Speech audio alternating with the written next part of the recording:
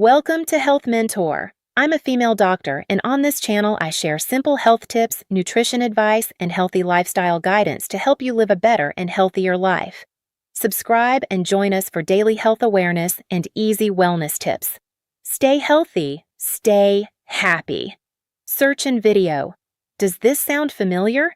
It's 3:00 a.m., and once again, you're up making your pilgrimage to the bathroom. It's not the first time tonight. This constant interruption doesn't just wreck your sleep, it steals your energy, clarity, and vitality for the next day.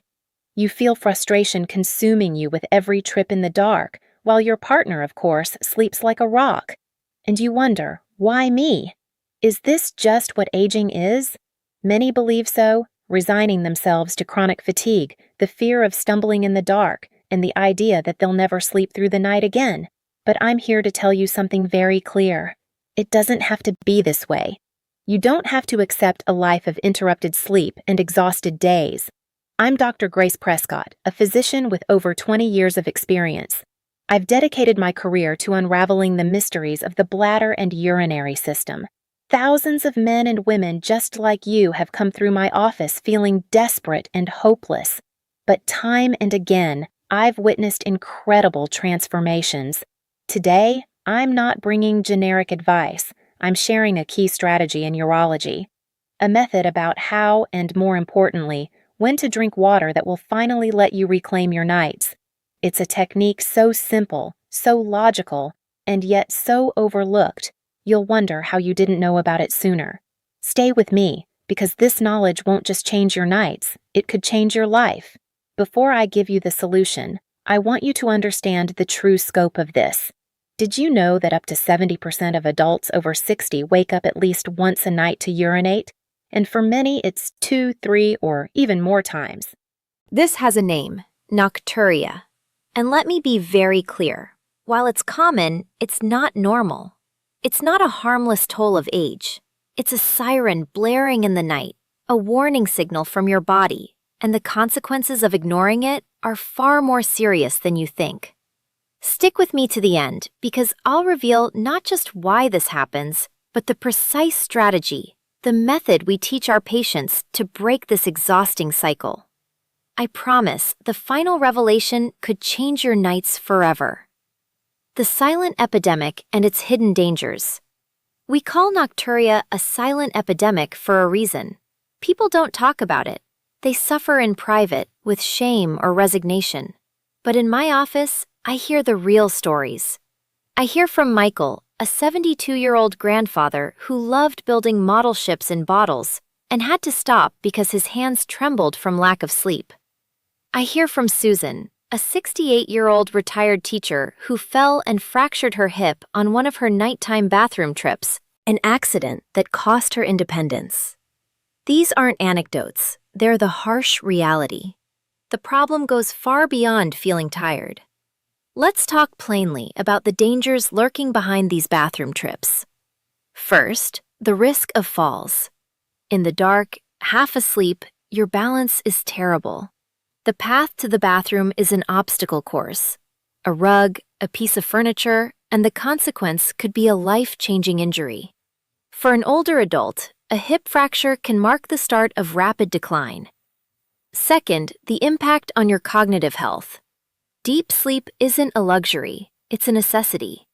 During sleep, your brain cleans house, consolidates memories, and clears out toxins accumulated during the day.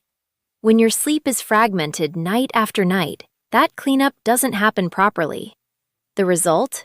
Brain fog, trouble concentrating, poor memory, and, over time, a higher risk of neurodegenerative diseases. It's not age making you feel forgetful. It's the lack of quality sleep. Third, the strain on your heart. Every time you wake up suddenly, your body releases stress hormones. Your blood pressure and heart rate spike. If this happens multiple times a night, you're subjecting your cardiovascular system to constant stress. Multiple studies link severe nocturia to a higher risk of hypertension and other heart issues. And finally, the emotional toll. Chronic fatigue steals your joy. It makes you irritable, anxious, and can lead to depression. It pulls you away from what you love, from your people, and traps you in a cycle of exhaustion that's hard to escape. You stop being you. And why does this happen as you age? For several reasons. First, your body produces less antidiuretic hormone, ADH, at night. ADH tells your kidneys to slow down urine production while you sleep. With less ADH, the urine factory keeps running full speed. Second, your bladder capacity may decrease. And third, something few know about, fluid redistribution. If your ankles swell a bit during the day, that fluid doesn't vanish. When you lie down, gravity stops holding it in your legs. It returns to your bloodstream, passes through your kidneys, and ends up in your bladder, waking you a few hours later. Now that you understand the gravity of the problem and the science behind it, we're ready to debunk the myths and build the solution. Debunking the myths, the mistakes that make things worse. Before revealing the right strategy, we have to stop doing what's wrong. Most people with the best intentions make mistakes that actually worsen nocturia. Let's shatter the 3 most common myths. Myth number 1. To avoid urinating at night, I drink as little water as possible during the day. This is the most common mistake, and believe me, the most counterproductive. It seems logical, doesn't it? Less water in, less urine out. But your body isn't that simple. When you dehydrate during the day, your urine becomes highly concentrated. That super concentrated urine can irritate your bladder walls. Think of it like pouring lemon juice on a wound. That irritation can make your bladder nervous, sending "go to the bathroom now" signals even when it's not full. Plus, when you finally drink something in the afternoon to quench built-up thirst, your body, in conservation mode, tries to process that liquid all at once, often at night. Paradoxically, drinking too little during the day can lead to more bathroom trips at night. Myth number 2. The problem is, I have a small bladder. I've always been this way. Look, while some people may have a smaller, functional bladder capacity, in the vast majority of nocturia cases in adults, the issue isn't the size of the tank, the bladder, but the pace of the factory, the kidneys, at night. As we said, lower ADH production and fluid returning from the legs are the real culprits. You could have the biggest bladder in the world, but if your kidneys are producing urine non-stop, you'll wake up anyway. Blaming a small bladder is an excuse that keeps you from tackling the root of the problem. And no, it's not something you have to live with. Myth number 3. A glass of wine or a beer relaxes me and helps me sleep. It can't be that bad. This myth is especially harmful. While alcohol might make you drowsy at first, it actually sabotages your rest, especially when it comes to bathroom trips. Alcohol is a potent diuretic, but worse, it sharply suppresses the release of that valuable antidiuretic hormone, ADH. So, when you drink alcohol before bed, you're creating a terrible combo. First, you're taking in liquid, and second, you're turning off the brake your body uses to avoid producing urine at night. It's the perfect recipe for nocturia. Plus, alcohol disrupts sleep quality and often causes you to wake up in the second half of the night, right when your bladder is also saying enough. Avoiding alcohol, especially in the hours before bed, is one of the most effective changes you can make. Now that you know what doesn't work, you've taken a giant step forward. You've cleared the ground. Ready for the strategy that actually works? The smart hydration strategy. Here's the heart of our conversation. This is the method that's given countless patients their sleep back. Forget drink less. The new mantra is drink smarter. The ASIM method is a 5-step strategy easy to remember. ASIM is an acronym: adjust, soften, stop, integrate, manage. Let's go through it step by step, and then I'll add 2 extra keys for a foolproof protocol. Step 1. Adjust your hydration. Drink more in the morning. The key principle is to front-load most of your liquid intake in the first half of the day. The golden rule I give my patients is this: try to consume 75% of your daily liquids before 4 p.m. How do you do this? When you wake up, start with 1 or 2 good glasses of water to kickstart your system. Throughout the morning, keep a water bottle handy and take steady sips. Don't wait to feel thirsty. Thirst is already a sign of dehydration. With lunch, another glass of water. By doing this, you give your kidneys the whole day to process liquids while you're active and upright.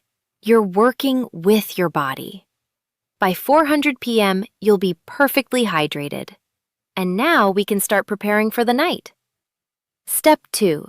Soften the transition. Land gently. From 4 p.m. onward, don't cut water off abruptly. We enter the landing phase. From this time until dinner, reduce the amount, maybe half a glass if you're thirsty. Dinner is critical. Try to eat at least 3 hours before bed, and during dinner, drink only enough to help swallow your food. A few sips, fine. A whole glass, number. This gradual reduction tells your body it's time to slow urine production. Step 3. Stop in time. The sacred zone. This is the strictest and perhaps most important step. Create a sacred zone of 2 hours before bed where you drink absolutely no liquids. If you go to bed at 10 p.m., last drop is at 8 p.m. No exceptions. This 2-hour window is the time your kidneys need to do their final filtering and send that last urine to your bladder before you fall asleep. If you drink within those 2 hours, it's almost certain your kidneys will be in overdrive when you lay your head on the pillow, setting you up for a bathroom trip at 1 or 2 a.m. If your mouth feels dry, rinse without swallowing or take a tiny sip, but not a glass. This rule is sacred. That's the core ASIM method. But now come 2 extra steps that elevate it. Step 4. I integrate electrolytes. Improve absorption. This is a little trick to help your body use water more efficiently. Hydration isn't just about drinking water. It's about getting that water to your cells. Electrolytes help. The idea is simple. In your first glass of water in the morning, add a pinch, just a pinch of unrefined sea salt and a splash of lemon juice. The salt provides sodium, which helps water get absorbed by cells, and the lemon adds potassium. This can make your morning hydration more effective, reducing thirst in the afternoon. Step 5. M. Manage your dinner. Control the saboteurs. What you eat for dinner is as important as what you drink. For your last meal of the day, avoid spicy or acidic foods which irritate the bladder. Too much sugar or simple carbs, which can increase urine production. High water content foods like soups, watermelon, or cucumbers. Eat those earlier. Chocolate and caffeine, which are bladder stimulants. And of course, no coffee, tea, or sodas. Choose a dinner rich in protein and cooked vegetables. This keeps blood sugar stable and doesn't overload your system. There you have it, the complete ASIM method. It's not magic, it's applied science. Supporting techniques, boosting the results. If the ASIM method is the engine, these techniques are the high-performance tires. They are the supporting strategies that maximize results. Support Technique 1. Double voiding. Ensure the tank is empty. Ever gone to the bathroom right before bed and 20 minutes later felt the urge again? It's because you didn't fully empty your bladder. The double voiding technique is simple and powerful. Right before bed, go to the bathroom. Sit on the toilet. Yes, men, you too. Sitting relaxes the pelvic floor muscles and allows a more complete emptying. When you're done, don't get up. Wait about 30 to 60 seconds. Relax. Now, lean forward slightly and try to urinate again. You'll be surprised how often a little more comes out. That little more can be the difference between sleeping through the night or waking up at 3 a.m. Make this your ritual. Support Technique 2. The Gravity Elevator. Manage fluids. Remember the fluid returning from your legs? we can get ahead of that process. The solution? The gravity elevator. 1 or 2 hours before bed, while reading or watching TV, elevate your legs above heart level.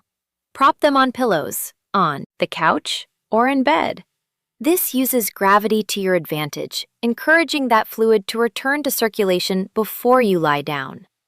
Your kidneys will process it, and you can eliminate it with your double voiding. You're proactively milking your legs so they don't do it to your bladder while you sleep. Wearing compression socks during the day also helps prevent fluid buildup. Support technique 3. Salt shaker control. We used a pinch of salt in the morning, but too much salt in your overall diet is a disaster for nocturia. When you eat too much salt, your body retains water to dilute it. You feel thirstier and drink more.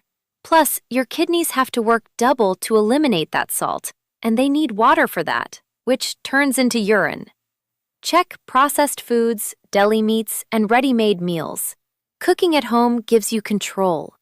Cutting salt not only helps your bladder, but also your blood pressure. We've unmasked nocturia not as an annoyance, but as a life thief. We've debunked the myths that kept you stuck, and I've given you the keys to the ASIM method and supporting techniques to take control. I remember my patient Michael, the model shipbuilder. After just 2 weeks with this protocol, he called me. His voice sounded stronger. "Doctor," he said, "last night I slept 7 hours straight. 7! I didn't even remember what that felt like. This morning, my hands weren't shaking. I'm back in my workshop. I'm not just sleeping more. I feel alive again." That transformation is possible for you, starting tonight. Reclaiming your sleep is a decision. The decision to apply what you've learned, your action plan. Adjust your hydration, most of it before 4 p.m. Soften and stop. Reduce in the afternoon, and respect the 2-hour sacred zone with no liquids before bed. Support your body with double voiding, leg elevation, and salt control. You have the knowledge. You have the tools. The power to change your nights is in your hands. If this information added value to you, I ask for 3 simple things. First, hit the like button so this video reaches more people who need it. Second, subscribe so you don't miss other life-changing health tips. And third, this is really important to me. Go to the comments right now and tell me how many times you get up at night. Share your number. There's no shame here. Just a community of people who understand exactly what you're going through. Thanks for watching.